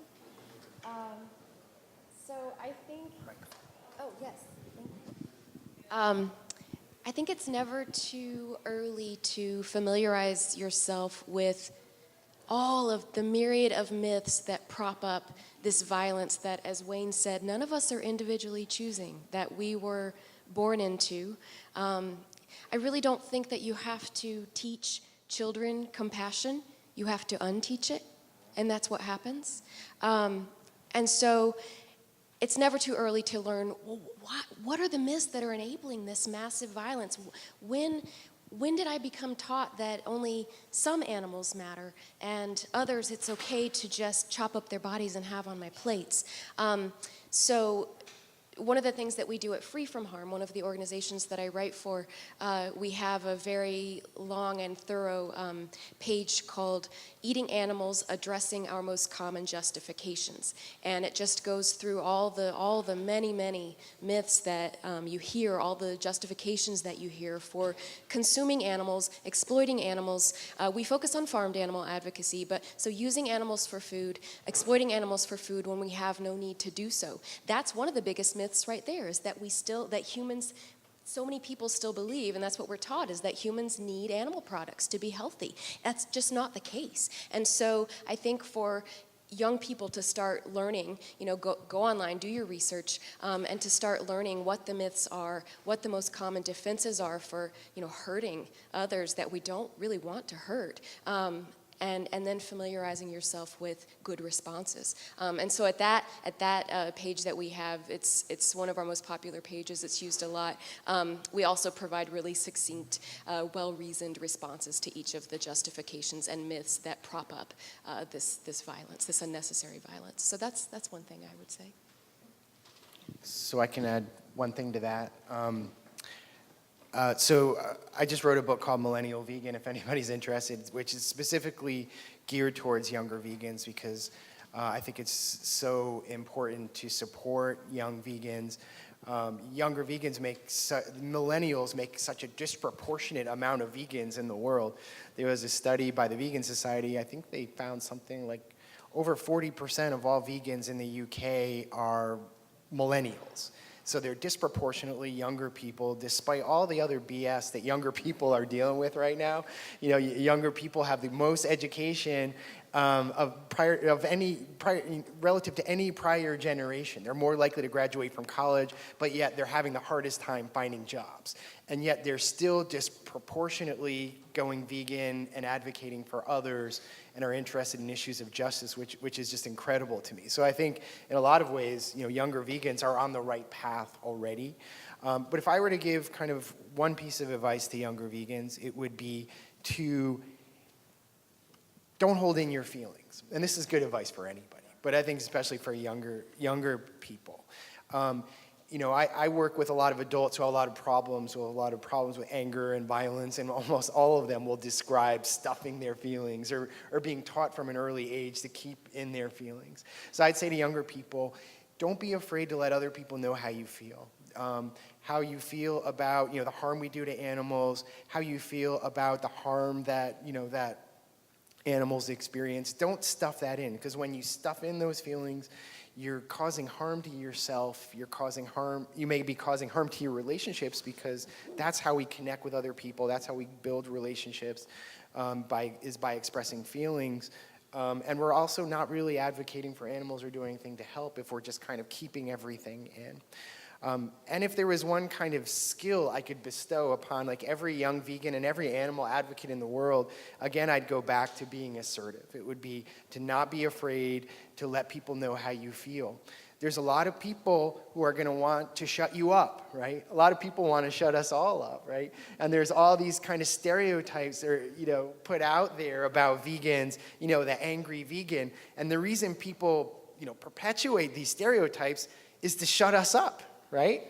And the same thing with every other social justice movement, the angry feminist to shut women up, or the angry black man to, shut down, anti-racist work.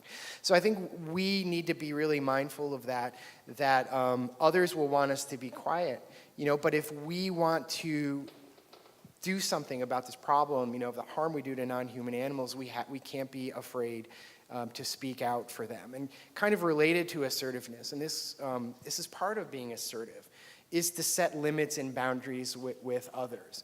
I recently gave a talk at VeganFest UK, and at the end of it, one of the participants reflected to me. She says, "So it sounds like what you're saying is that I can be a vegan and I can advocate for animals, and it's not okay for other people to bully me and to abuse me because of it." And I was like, yes. I was so glad she took that from my talk, because none of us should be taking abuse from anybody. None of us should let others berate us or abuse us for caring about animals, for working for animals. So I want younger folks to know that it's not okay for anybody to be abusive to you, and it is okay to set limits and let them know, if you're going to abuse me, then I'm going to, not be friends with you, or I'm going to, talk to you about it, or I'm going to try to do something to set that limit. So I think all those things are really important for young vegans in particular. I also mentioned the misanthropy. I also think that's really important for young vegans, because I really feel like now it seems like more than ever we're getting a lot of really pissed off young vegans. And anger can be a really positive emotion, and it can really kind of fuel you in a positive direction. Wayne's probably a good example of that, right? That passion, and channel it in a positive way. Channel it positive. I'm not saying you're an angry person, but it's okay if you are. I'm actually very angry. This is something we teach as psychologists, that it's okay to be angry. We have a lot of reason to be angry. There's a lot to be angry about the harm that we witness, to non-human animals, but how we channel that anger is so important. And to, channel it in a way where you're just saying, I don't care about anybody, and screw you, screw your oppression, screw this or that, that's ultimately not going to be helping others, not helping non-human animals. So I think to try to maintain, channel that anger in a positive direction and stay away from that kind of dark place. Thank you. Are there any questions in the audience, or should I just carry on with my pre-selected questions? Okay, let's do this. So you guys all have very different strategies and approaches to doing the work that you do, and you're all trying to bring about, to precipitate justice in the world for other humans, for other animals. So I guess I have a question for each of you, and that's, how do you stray or unite from others in the movement?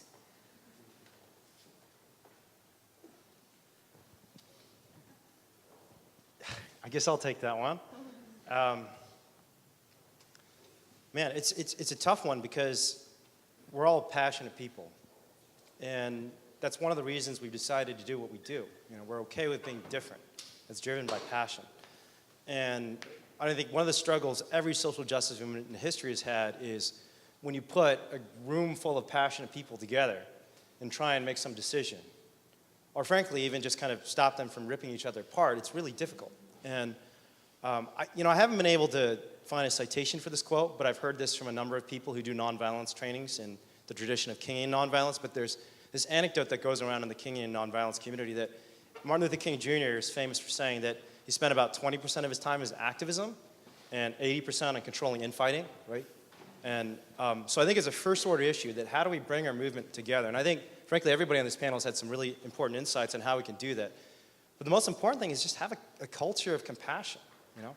Like at DXC, we encourage people to have anger towards injustice, but we combine that with love for individuals. And I think that's really crucial, that even when you're inside of a slaughterhouse, as I was recently, and you see someone carrying the body of an animal, have anger, have outrage toward that individual act of violence. But I think it's also really important to facilitate dialogue in our community, in our nation, in the world, but especially within social movements, where we can talk to each other compassionately and see that you might have a difference of opinion about me on this issue, but that doesn't make me my enemy. So, you know, I honestly think that there's so much more to gain from trying to find the areas where we all see alike and see eye to eye than there is in focusing on the areas where we disagree, because all of us should be humble and skeptical enough to realize that we don't have all the solutions, you know?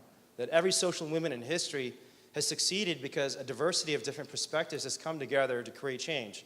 And when we start seeing that, we'll have a more unified and more effective movement. I'll just add that something that you were talking about earlier, Casey, that I also feel really strongly about, and I would say in this way differ from many organizations or individuals, is that I don't promote the baby steps or these sort of trendy half measures like reducitarianism, flexitarianism, vegan before 6, etc. Those really bother me. Firstly, because I think that they trivialize an issue of social justice. You wouldn't say that about another issue of social justice, not beating my dog before 6 or on Tuesdays. So they trivialize social justice, and they confuse the message, what's really at stake.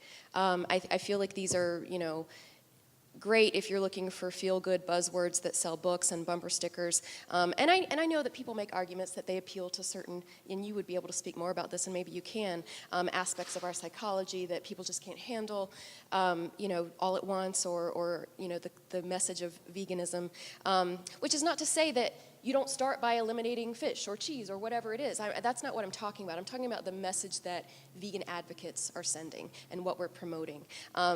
Just to give an example, you will see a lot of, you know, the biggest leading vegan nonprofits and activist groups, even in their literature, won't use the word vegan. They say go vegetarian.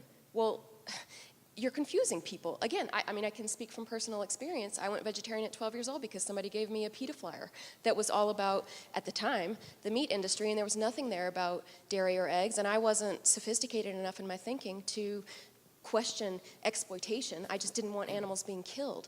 Of course, now I know that they are killed for dairy and eggs on a massive scale in the millions and billions, but you know, we shouldn't be so cynical to think that people aren't willing to embrace ahimsa, nonviolence. I think that's part of our core values if you were to ask people.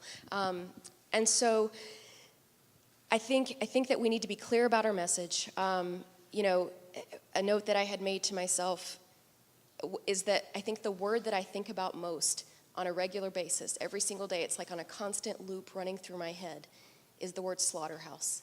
Like no matter how long I am an advocate, I think I will never get over the fact that there is such a word or such a thing.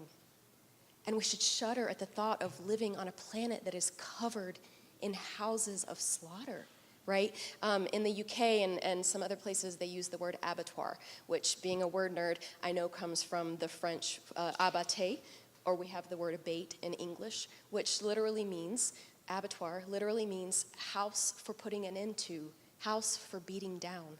We should cringe at the thought to have such a place, that such a thing should exist. And so I feel like these feel-good, fad diet labels sell a lot of books and t-shirts and bumper stickers, but that at the end of the day, they really trivialize an issue of justice, and an issue of injustice, and if we can't see it for what it is, injustice, and not just a diet, that's fun to say you do sometimes, then we're never gonna see the real plight and anguished suffering of all of these animals who are in fact locked away in farms and slaughterhouses.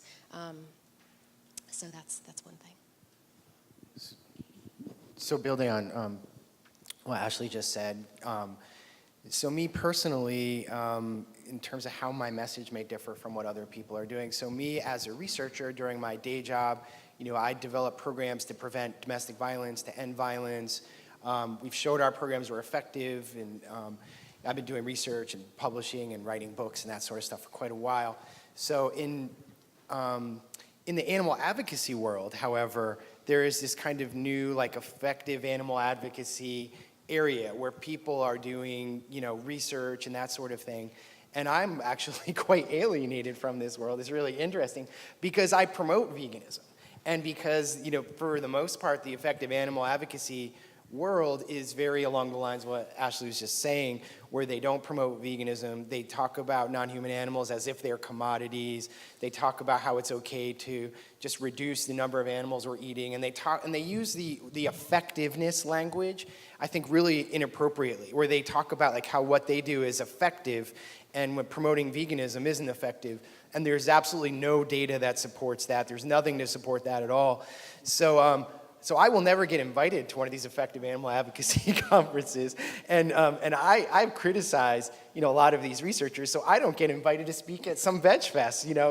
If for example the Humane League is in charge of picking the speakers because I've criticized their research.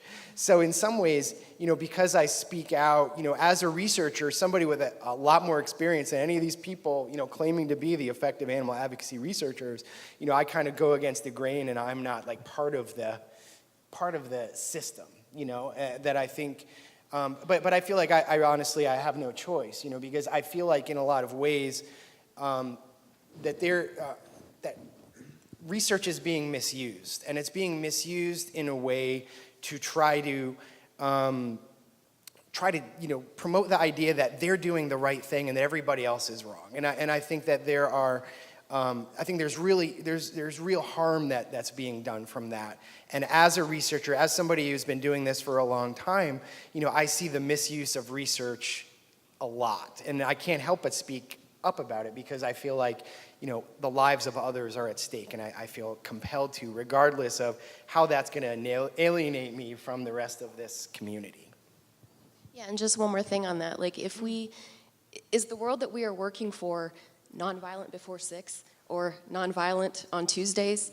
If even the leading vegan organizations won't use the word vegan or talk about the concepts and what we're really working for, that world is never going to happen. So I think it's really important to, again, be clear in our messaging and, focus on the core reasons why we're working for this kind of world. It's not that foreign to any of our value systems. And that's another thing I would just add is that in my advocacy, whether I would be, encouraging young folks to do this or anyone, I think it's really important when you talk about veganism to talk about it as appeal to values people already hold and make sure they understand that you're not asking them to adopt a new set of values. You're asking them to live the values they already have, but that have gotten dampened, by this cultural conditioning that teaches them to live in another way and not really think about it. So veganism really isn't about, different values. It really is, I believe, about shared values that we all hold, the golden rule. There's a really lovely quote that says, "We have all committed the golden rule to memory. Let us now commit it to life." And I think that that's really what veganism is about. Thank you. Eugene, did you want to chime in? Okay. Yeah, wow, we have a lot of questions. Please. Oh, wow. I just want to say thank you to each and every one of you guys. I have a question for you, Eugene. We just started a farm sanctuary, my husband and I, in Good Hope, Georgia, and we would love to learn. We don't know anything about gardening. We didn't get that in our urban, upbringing, but we really want to learn how to use the land. Do you guys offer any like classes or just like, I don't know, place where we could research it or something like that? We'd like to be able to like feed ourselves and our volunteers and the animals, obviously, and stuff like that. The question about training and things of that nature. So something to be really clear about is Grow Where You Are right now. It's talked about as a social enterprise, right? And one of the reasons for that is, and I thought the question about the young people was really important. I'm a father of 3, 18, an 8, and a 5. And when I think about what's happening with the young people, I feel like the biggest issue is a lack of connection with nature. And so we have young people. I don't want to hear no young person come to me and talk to me about veganism or nothing else, because most young people I know have no understanding of nature or history of the very place that they live.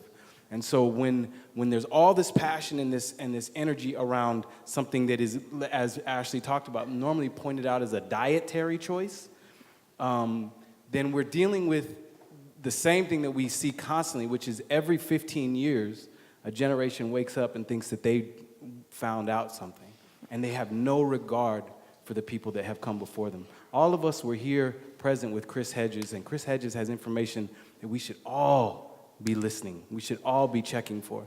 So when it comes to the educational process of growing food, we as an organization, we offer consultation, we offer training. All of it has to be paid. We are not a nonprofit organization. Because we are parents, I'm a father, and you don't pass a nonprofit to your child, right? And so what I've seen as an African-American man in this country who has grown food for 20 years and has seen all types of different countries is that in Atlanta, Georgia, the young farmers who are the descendants of Europeans who've just come into this understanding maybe 3 years ago, they immediately get land and investment. And we've been in Atlanta for 10 years, created the local food system, and I'm never invited to a conference in Atlanta to talk, right? Because Atlanta is very clear. They know very clearly what I'm going to say. And so maybe people in Asheville don't know, right? So I get invited, and we'll see if I get invited back. But again, none of that is really, it's inconsequential to me, because then you stood up and you and your husband have land. I know, I'm sorry. Right? No, don't be. I mean, that's. I hear that. But what I would say is, It's not our land. Well, we want to use the land to help. Hallelujah. Be Yeah. grateful. Use it. We're borrowing Yes. it, or I don't know, whatever. Communicate with us. Communicate Yes. with me. We'd love to come to your space and help y'all out. And that goes for anyone. But know that we are in 2 entirely different countries. So if you come to me, don't come to me in the same way you would come to Ashley. You understand? Because I don't have what y'all have. We're in 2 entirely different worlds. When I go to jail, I have to make bail, or I stay in. Nobody tweets. I went to jail on my birthday because in front of our farm, right in front of our farm, 2 police grabbed 2 young boys who were riding their bikes, decided to grab them up and search their pockets and do all types of craziness, and we happened to be working on the farm. And I came out to the police and said, what are you doing? Why is this going down like this? You are grown men. You can't talk to some 17-year-old boys any other way. And I continued to challenge them and challenge them and challenge them and challenge them. And I went to jail. And I spent my birthday in jail. And I had to borrow money to get out of jail. And I still haven't got that bond back. Nobody tweeted nothing. Nobody let me out without bond. Nobody said, ooh, that was some amazing direct nonviolent action. What I'm considered is a criminal. Oh, so if you come to Grow Where You Are and you're looking to learn how to grow, there will be a consultation fee, and you will pay fairly, and we'll do it, and we'll get amazing food bumping. I mean, real amazing food. We have sites all over that can demonstrate that work. So we look forward to communicating. All right, thank you. Absolutely. Thank you.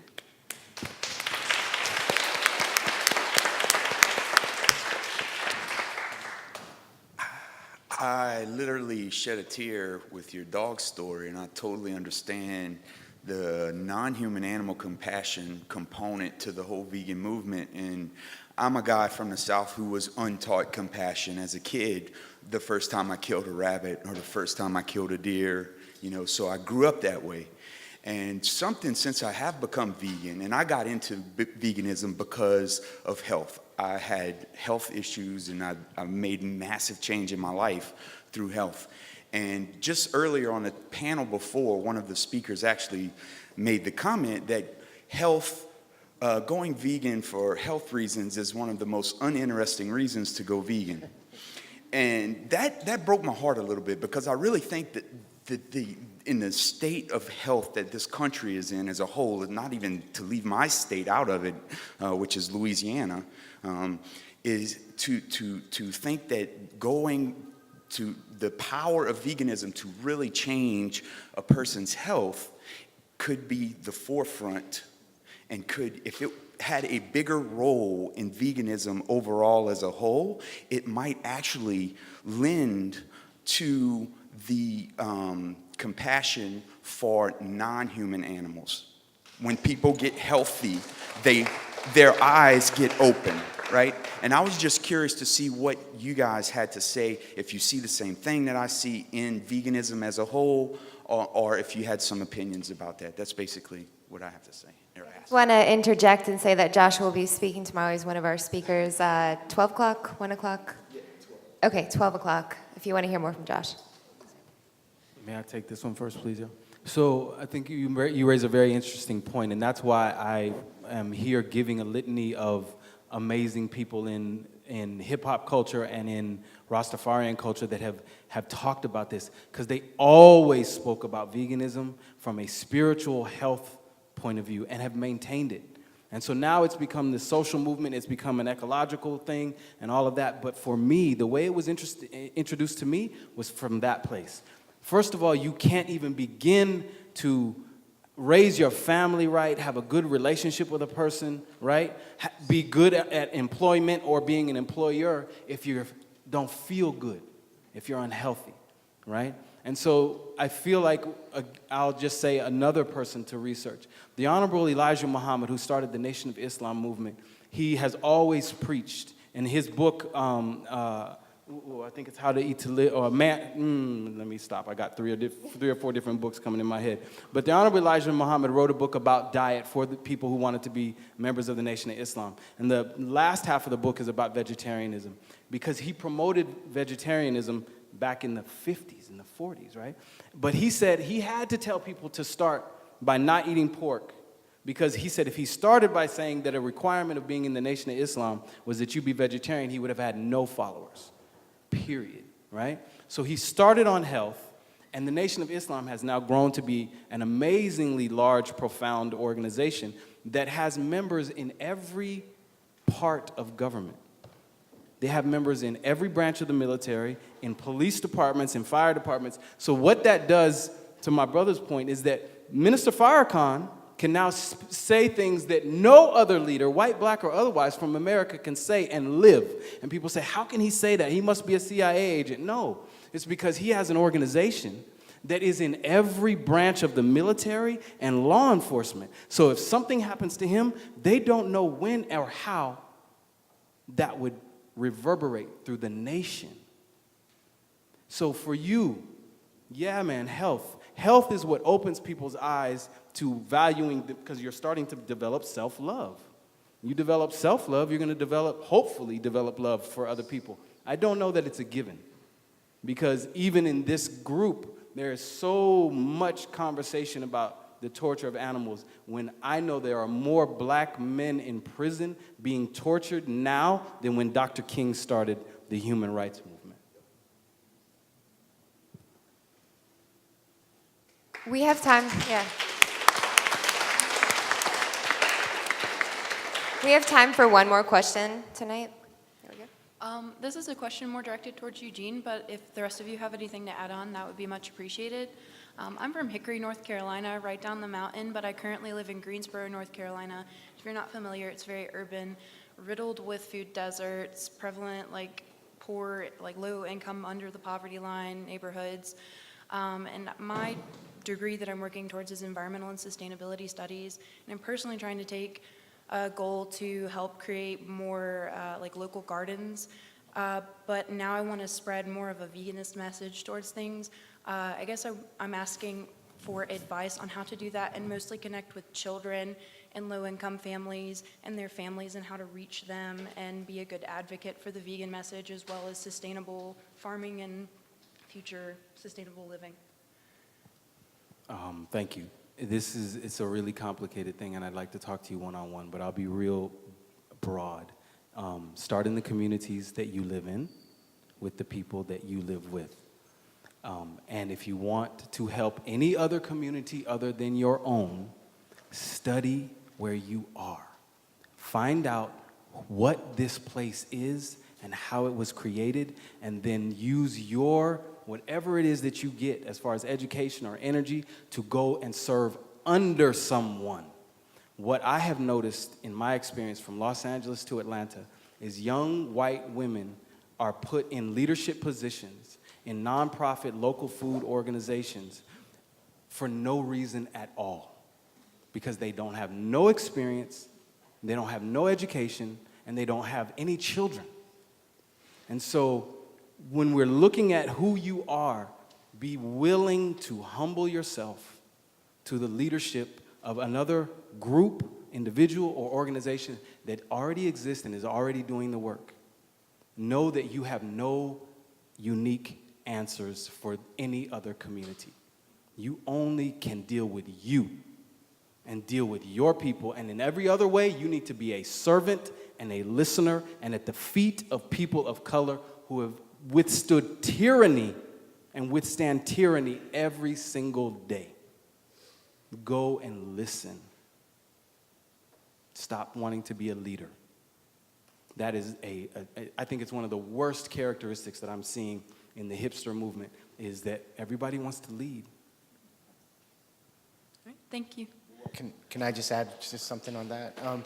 I think it's harmful when animal advocates put out the idea that going vegan is easy, right? I mean, we hear this all the time. Being vegan is easy, you know. And we have to keep in mind that it's not so easy for everybody, right? Like you're describing. And I may say you might find that it's easier than you thought it was going to be, but I'm not going to throw out blanket statements like just do it, you know, it's easy, right? Because when we do that, like we are kind of disregarding other trauma people are experiencing, other injustice, other oppression, all this other stuff they're kind of trying to deal with in their lives. And then we're just saying, oh, just go to Whole Foods and it's going to be easy, right? And a lot of other people are struggling with psychological problems, financial problems, you know. So I think we need to be careful not just throw out, you know, carelessly these ideas, like just do it, it's an easy thing. Acknowledge that it might not be easy for them, but we'll help them get there. And it might be easier than they thought it was going to be. Thank you.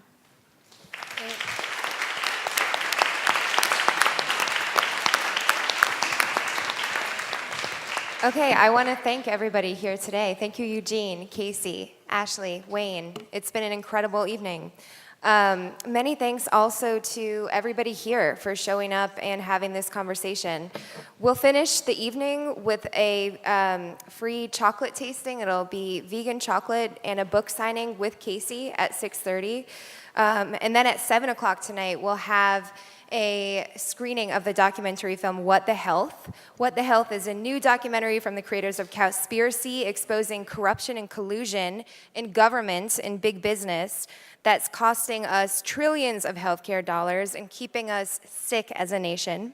After the screening, we'll be joined by Eunice Wong, who was on the last panel. She'll be hosting a question and answer session, and she'll also have a book signing for the companion book to the film, also titled What the Health. We hope that we'll see you tomorrow in Pack Square, of course, where we'll continue the festival with over 80 vendors and organizations. Really good, like amazing vegan street food, some kid-friendly activities, and some of our guest speakers will be back on the stage presenting on the open air stage throughout the day.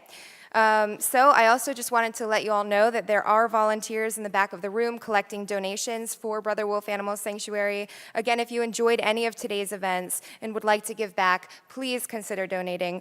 All of the funds raised will directly benefit the animals we rescue and will be used to build our 85-acre animal sanctuary. We'd greatly appreciate your support for this life-saving work. Thank you guys. Have an awesome evening.